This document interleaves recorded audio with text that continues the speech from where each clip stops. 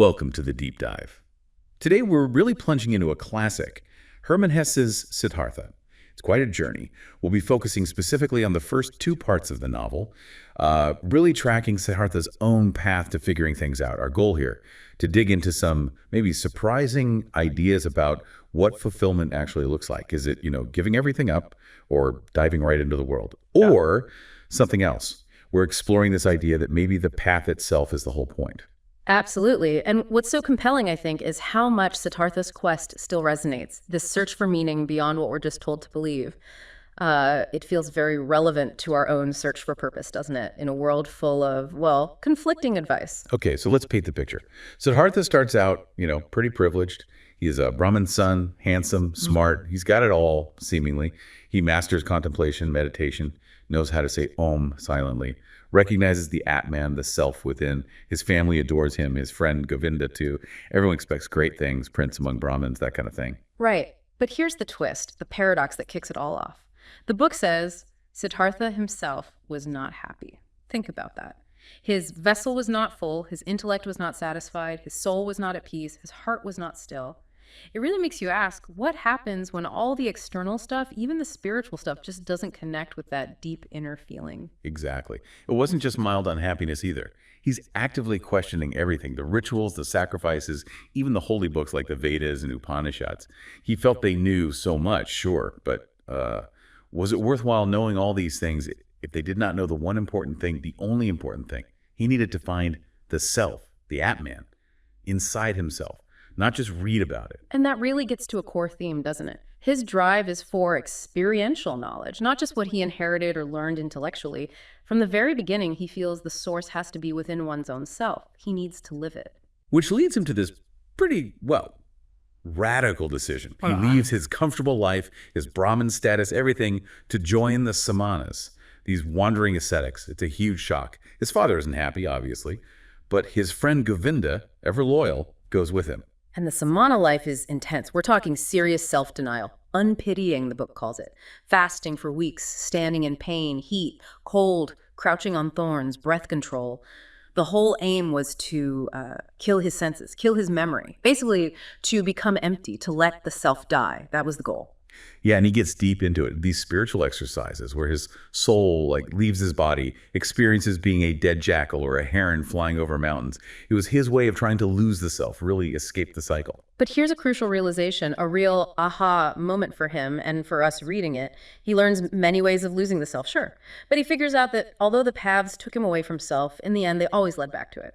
It wasn't true liberation. So it's just an escape. He basically tells Govinda that it was a flight from the self, like a temporary palliative, almost like getting drunk to forget your problems. It wasn't real wisdom, not nirvana. It shows the limits of just outward discipline, Okay, so that path didn't work. And right around then, rumors start swirling about this amazing figure, Gautama, the Buddha.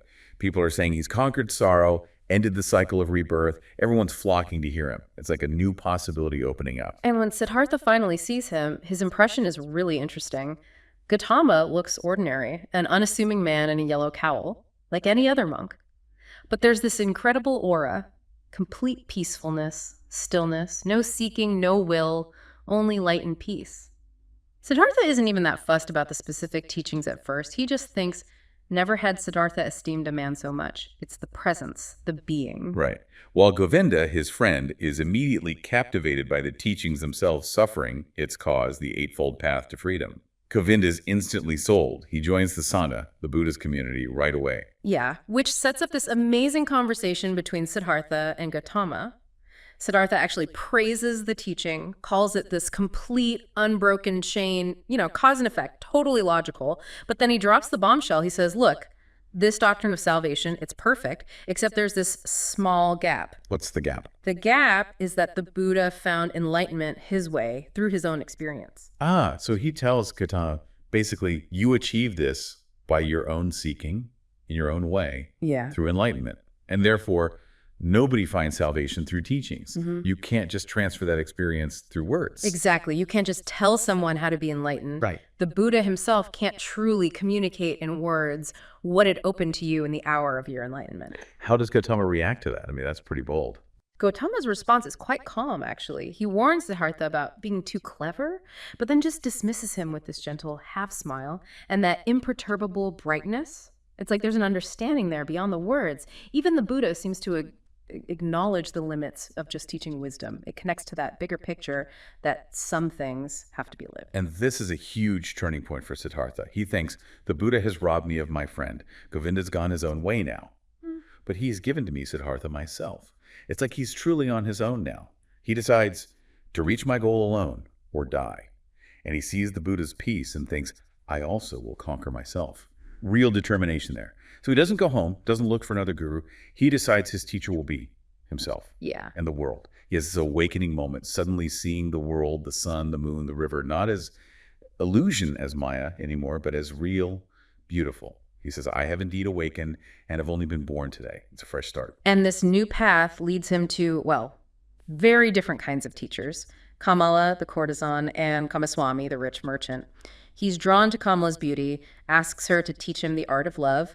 It's quite a scene, telling her she's the first woman he's spoken to without, looking down. Right. And to get into her world, he needs stuff, clothes, money. Yeah, and he uses his old samana skills, fasting, waiting, thinking these three noble and invincible arts, but now to achieve worldly goals. It's a fascinating application of that discipline, turning it outwards. He gets into business with Kamaswami the merchant, but he treats it all like a game, stays detached, it doesn't really touch his core, he's good at it, makes good impressions, but seems almost indifferent to the actual trade, like an observer. And this whole period is about learning from everything. From Kamala, he learns about pleasure, give and take. One cannot have pleasure without giving it. But maybe more importantly, he starts to see that meaning and reality were not hidden somewhere behind things. They were in them, in all of them. This is a massive shift from his samana days, where the world was just illusion. Now he's finding truth in the world. But it doesn't last, does it? This engagement with the world starts to change him, slowly, over years. That inner voice he'd reawakened, it goes silent.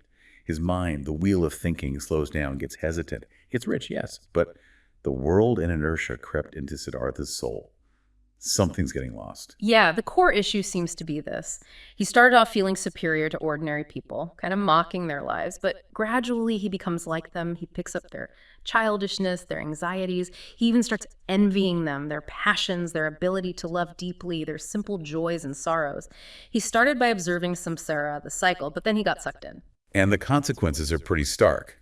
His face changes, showing discontent, sickliness, displeasure, idleness, lovelessness. He gets into gambling, throws money away, not out of generosity, but contempt for riches, becomes hard and mean in business, even dreams about money. It's this senseless cycle of getting and losing, and it makes him feel old and sick. Quite the fall. It all comes to a head with that dream, the songbird in the cage. The bird dies and he throws it away. It symbolizes everything good in him, his spirit, just discarded. He feels completely nauseated with himself, just wants oblivion, which leads him right to the edge by the river, wanting to end it all. This is rock bottom. It's the ultimate test. Really, can he find that inner source when everything else has failed him?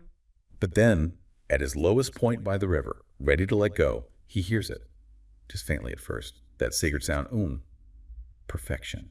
And that single word awakens his slumbering soul. He realizes the folly of what he was about to do, and he just falls asleep deeply. And that sleep is utterly transformative. The text is clear. Never had a sleep so refreshed him, so renewed him, so rejuvenated him. He wakes up feeling like a new man, happy, curious, full of this joyous love towards everything. It's his second major awakening, born from despair.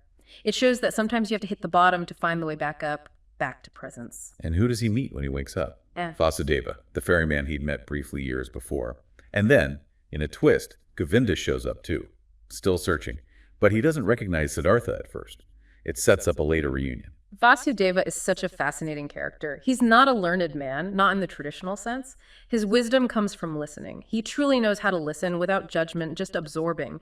He tells Siddhartha, the river has taught me to listen. And crucially, the river knows everything. One can learn everything from it. Wow. So wisdom isn't just from books or gurus. Exactly. It can come from nature, from deep empathetic listening. It's a profound insight, suggesting wisdom is everywhere if you're open to it. So Siddhartha decides to stay, to learn from the river and from Vasudeva. He becomes a ferryman too, a totally new kind of learning. But life isn't done throwing things at him. Kamala arrives, years later on her way to see the dying Buddha, and then Tragedy.